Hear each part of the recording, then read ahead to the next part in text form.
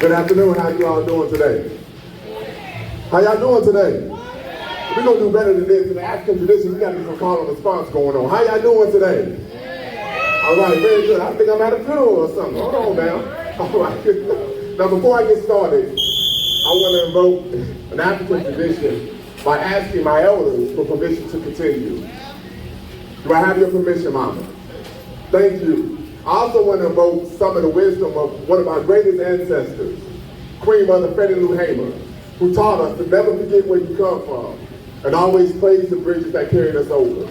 And one of the bridges that I want to praise today is in the name of Book Mandata, Jean-Jacques Dessalines, and to Saint Laurent Overture, who 230 years ago today, 230 years ago this month, believed and knew they had the audacity, the unmitigated gall to believe in African agency and self-determination because they knew that their lives were not meant for servitude. And they took on the greatest military mind of the day, Napoleon Bonaparte, and they kicked his derriere, right? Now French, I can say that, right? They kicked his derriere. So as a result, they ushered in the first black republic in the Western Hemisphere, the island country of Haiti.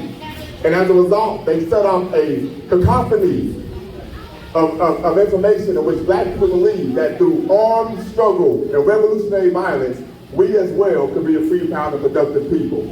So before we get started, I just want to state once again, Brother Bakari K, I'm currently a PhD student at The Ohio State University, studying higher education student affairs with specification in Africana studies. And so the talk today is going to be focused on global Garveyism, the quest for Black autonomy in the 21st century. But before we discuss what Garveyism is, I think it's very important that we discuss what Garveyism is not.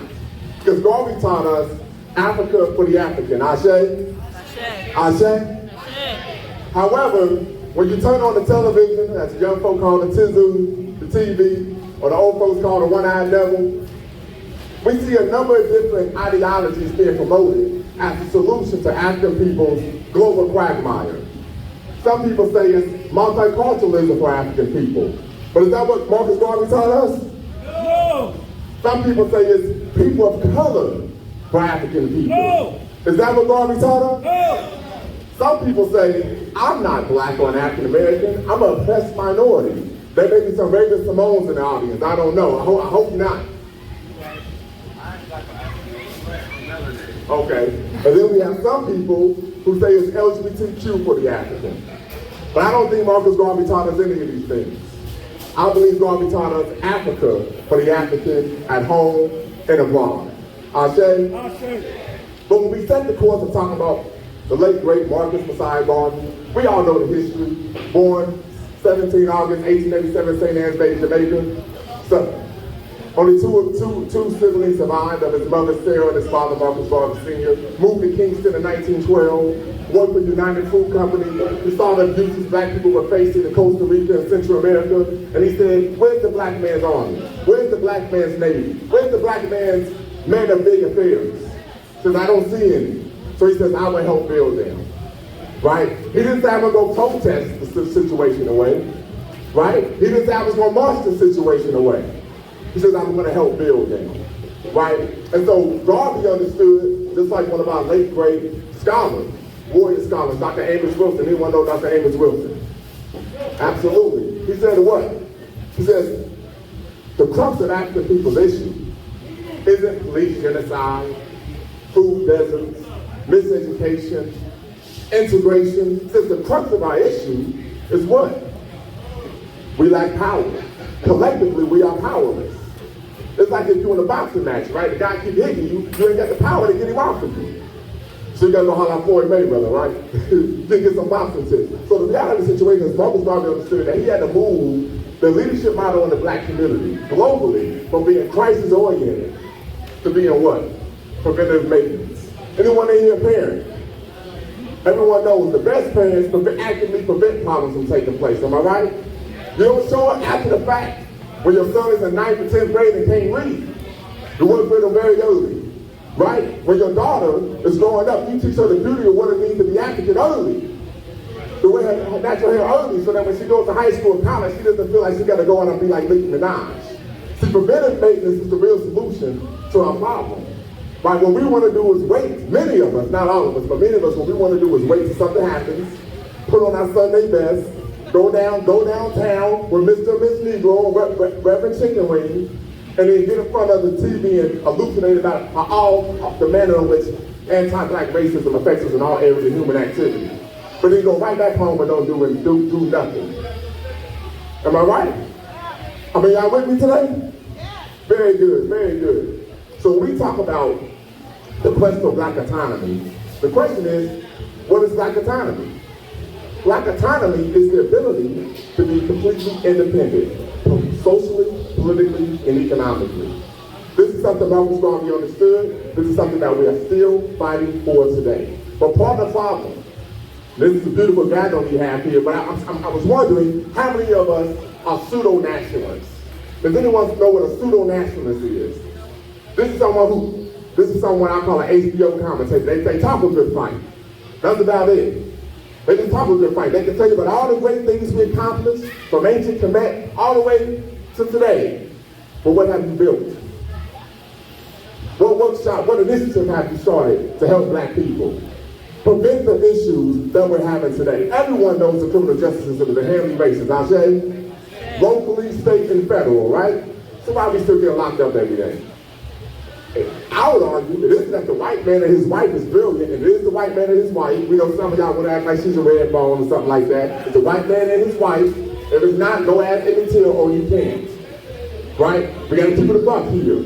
Okay? Because people like to use buzzwords like cis, hetero, patriarchal white supremacy. No, it's the white man and his wife. Okay? We're going to get that very clear. One point to be made. Now, so at some point, if we all know the criminal justice system is inherently racist, then maybe it ain't there. Maybe we go on falling with a banana in the tailpipe. If I'm in a boxing match and I keep getting with the hand same, keep getting hit with the same punch over and over again, it ain't the other boxer's brilliant. Maybe I'm just incompetent. Maybe work on my defense. Right? See, this is pseudo-nationalism. When we keep falling for the same tracks, generation after generation after generation. Anyone here been to college? Yes. All right. Most colleges have black culture centers on campus, yes? Do you think that's a good thing? Okay. Good. Have you ever noticed many colleges and universities have Jewish cultural centers? But they're not on campus, they're adjacent to campus. Guess what? And they're independently funded.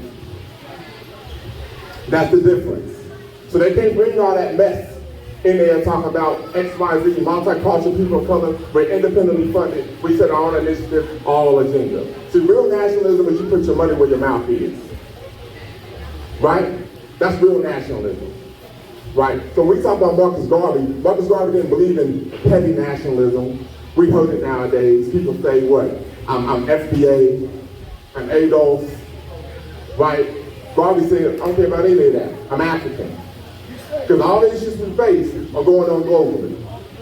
Right? When they put you over, they don't say, well, what country are you from? We're going to let you go. Is that how it works? And if you want to be honest, some of us from other countries had it even worse. Right? If you were enslaved in the Caribbean sugar islands, your average life expectancy was 7 years. They worked you to death.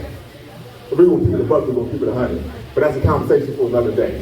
Right? But the quest for black autonomy is very simple. One, we have to focus on nation building. What is nation building? We have to pull our resources together.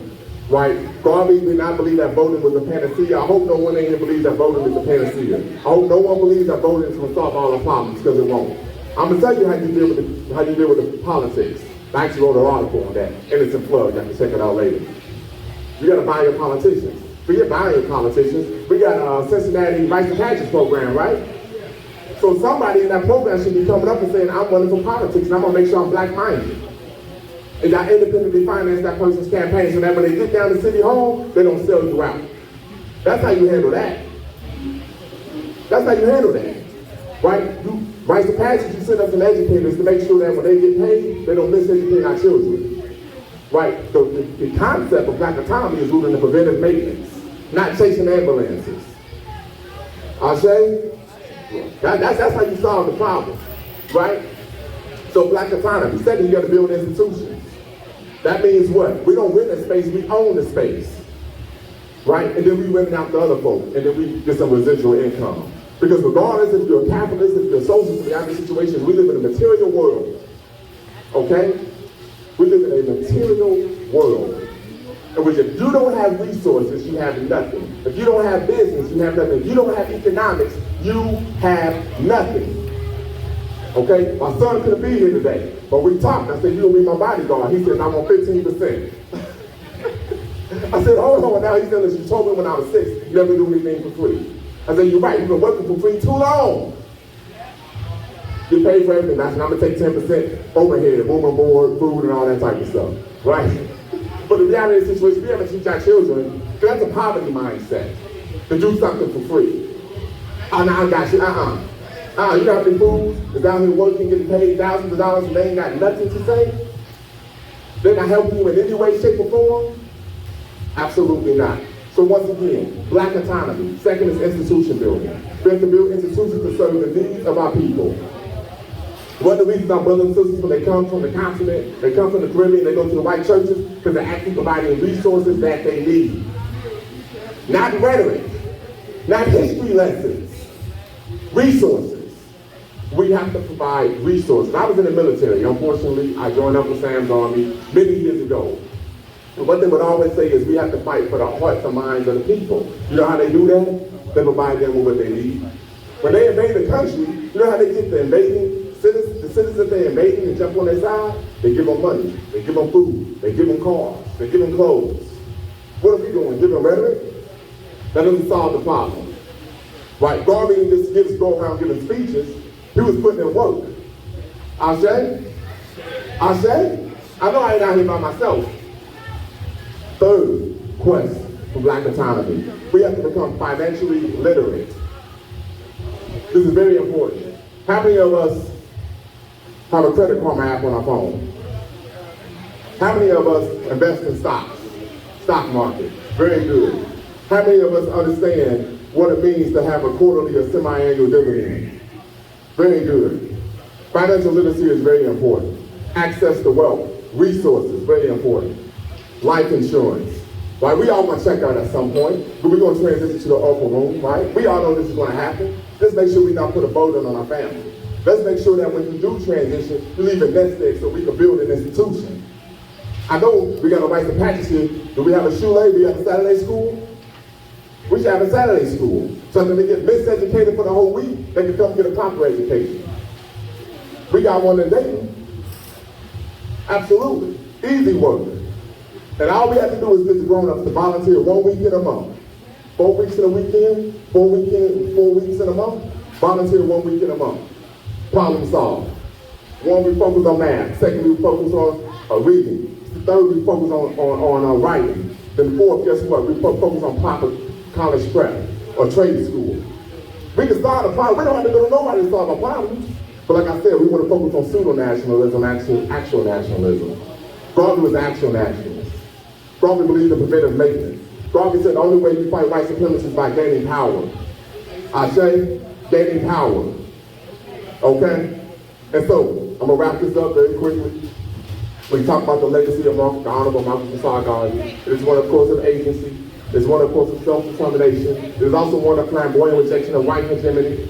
But it also is one in which he taught us what? If you lack confidence in self, you are twice defeated in the race of life. But if you have confidence, you have won the race before it's even begun. Thank you, I'm Bakari Lumumba.